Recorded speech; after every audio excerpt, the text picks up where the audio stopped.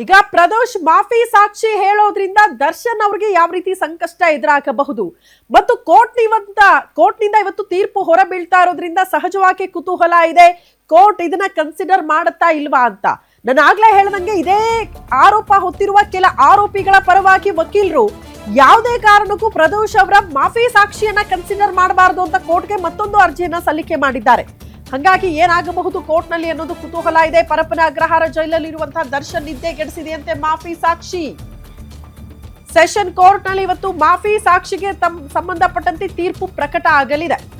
ಪರಪ್ಪನ ಅಗ್ರಹಾರ ಜೈಲಲ್ಲಿ full tension ನಲ್ಲೇ ಕಾಲ ಕಳೀತಿದ್ದಾರಂತೆ ನಟ ದರ್ಶನ್. ಏನಾಗಬಹುದು ಭವಿಷ್ಯ ಅಂತ.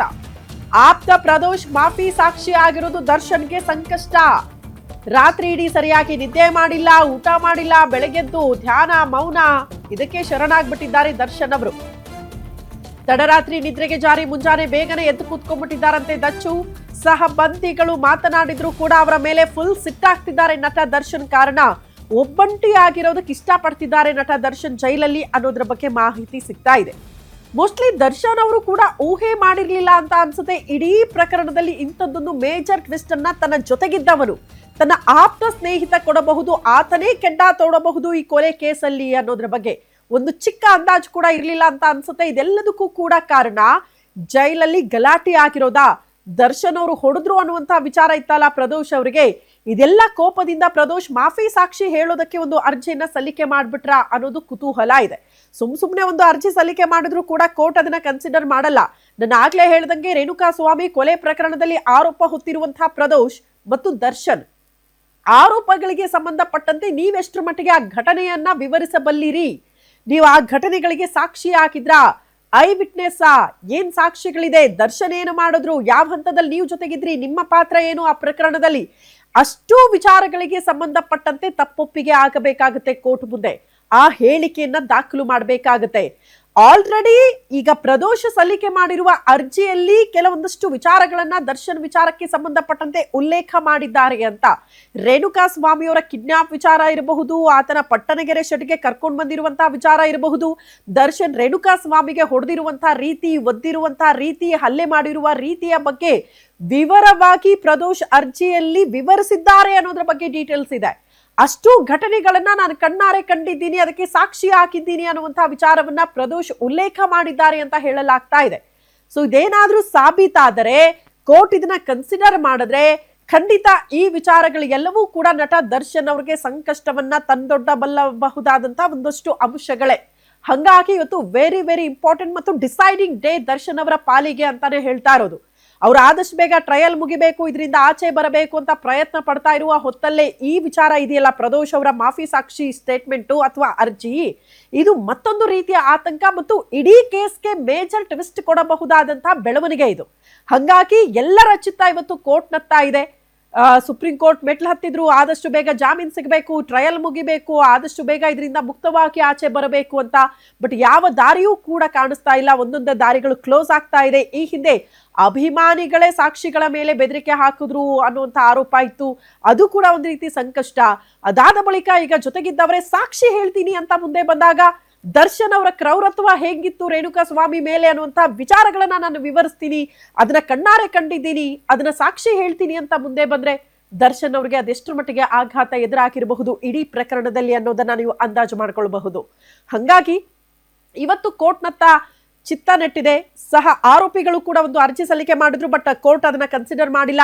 ನೀವ್ಯಾರಿ ಮಾಫಿ ಸಾಕ್ಷಿಯನ್ನ ಕನ್ಸಿಡರ್ ಮಾಡಬೇಡಿ, ಆತನ ಹೇಳಿಕೆಯನ್ನ ದಾಖಲು ಮಾಡ್ಕೊಳ್ಬೇಡಿ ಅಂತ ಹೇಳೋದಕ್ಕೆ ಕೋರ್ಟ್ ಅದನ್ನ ಡಿಸೈಡ್ ಮಾಡುತ್ತೆ ಅಂತ ಕೋರ್ಟ್ ಹೇಳಿರೋದ್ರಿಂದ ಕೋರ್ಟ್ ಇವತ್ತೇನ್ ಡಿಸೈಡ್ ಮಾಡುತ್ತೆ ಮಾಫಿ ಸಾಕ್ಷಿಗೆ ಸಂಬಂಧಪಟ್ಟಂತೆ ಅನ್ನೋದೇ ಸದ್ಯ ಇರುವಂತಹ ಕುತೂಹಲ.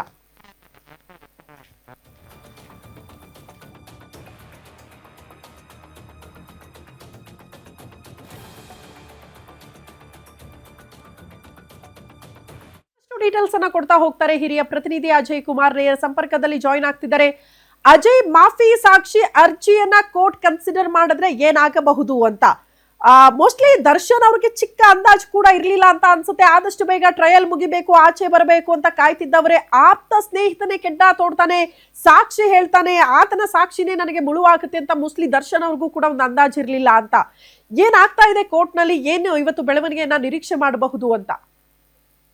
ಖಂಡಿತವಾಗ್ಲೂ ಶ್ರುತಿ, ಈಗ ಹಾಗೆ ಏನು ಪ್ರದೋಷ್ ಏನಿದ್ದಾರೆ ಕಳೆದ ಒಂದು 20 ದಿನಗಳ ಹಿಂದೆನೆ ಅಲ್ಲಿರುವಂತ ಜೈಲಿನ ಅಧಿಕಾರಿಗಳ ಜೊತೆಲಿ ಮಾತನಾಡಿ ನಾನು ಸೆಲ್ ಅನ್ನ ಚೇಂಜ್ ಮಾಡ್ತೀನಿ ಅನ್ನೋ ಒಂದ್ ಮಾತನ್ನು ಕೂಡ ಈಗಾಗ್ಲೇ ಹೇಳಿ ಅವರು ಕೂಡ ಸಪರೇಟ್ ಆದಂತ ಸೆಲ್ ಅಲ್ಲೂ ಕೂಡ ಈಗಾಗ್ಲೇ ಇರುವಂತದ್ದು. ಯಾಕಂದ್ರೆ ಅವರು ಮೊದ್ಲೇ ಅವರ ವಕೀಲರ ಜೊತೆ ಮಾತನಾಡಿ ಆ ನಂತರದಲ್ಲಿ ನಾವು ಈ ರೀತಿಯಾಗಿ ಮಾಫಿ ಸಾಕ್ಷಿಯಾಗಿ ಹೋಗೋಣ, ಆಗ ನಮಗೂ ಕೂಡ ಒಂದು ಚಾನ್ಸ್ ಇರುತ್ತೆ ಅನ್ನೋ ಒಂದು ವಿಚಾರವನ್ನು ಕೂಡ ಅವರು ವಕೀಲರ ಜೊತೆ ಮಾತನಾಡಿ ಡಿಸ್ಕಸ್ ಮಾಡಿ ಆ ನಂತರ ಈ ನಿರ್ಧಾರಕ್ಕೆ ಬಂದಿದ್ದಾರೆ. ಯಾಕಂದ್ರೆ ಒಂದೇ ಸೆಲ್ ನಲ್ಲಿ ಇತ್ಕೊಂಡು ಮಾಫಿ ಸಾಕ್ಷಿಗೆ ಹೋಗಿದ್ದಾರೆ ಅಂದ್ರೆ ಅದು ಅಲ್ಲಿರುವಂತಹ ವಾತಾವರಣವನ್ನು ಕೂಡ ಹಾಳು ಮಾಡುತ್ತೆ, ಜೊತೆಗೆ ಏನೋ ವೈಷಮ್ಯ, ಆ ದ್ವೇಷದ ವೈಷಮ್ಯ ಕೂಡ ಹುಟ್ಕೊಳ್ಳುತ್ತೆ ಅನ್ನೋ ಒಂದು ಕಾರಣದಿಂದಾಗಿ ಈ ರೀತಿಯಂತ ನಿರ್ಧಾರ ಮಾಡಿರುವಂತದ್ದು. ಸೊ ಹೀಗಾಗಿ ಈಗಾಗಲೇ ಅಪ್ರೂವಲ್ ಲೆಟರ್ ಕೂಡ ಕೊಟ್ಟಿರುವಂತದ್ದು. ಅಪ್ರೂವಲ್ ಲೆಟರ್ ಅಲ್ಲೂ ಕೂಡ ಕೆಲವೊಂದು ಪ್ರಮುಖವಾದಂತಹ ಅಂಶಗಳನ್ನು ಕೂಡ ಈಗಾಗಲೇ ಉಲ್ಲೇಖವನ್ನು ಕೂಡ ಮಾಡಿದ್ದಾರೆ.